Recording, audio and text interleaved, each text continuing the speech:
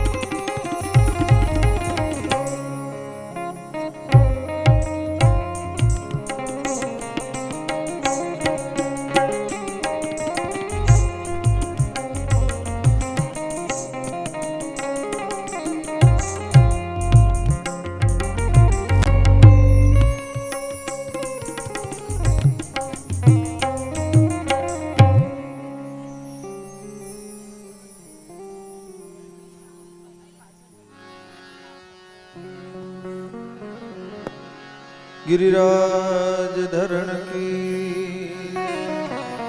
भागवत भगवान की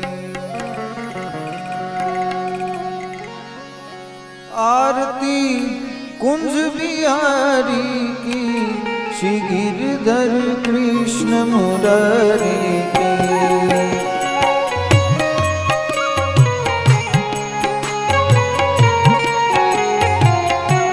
आरती कुंज बिहारी की श्री गिरधर कृष्ण मुरारी की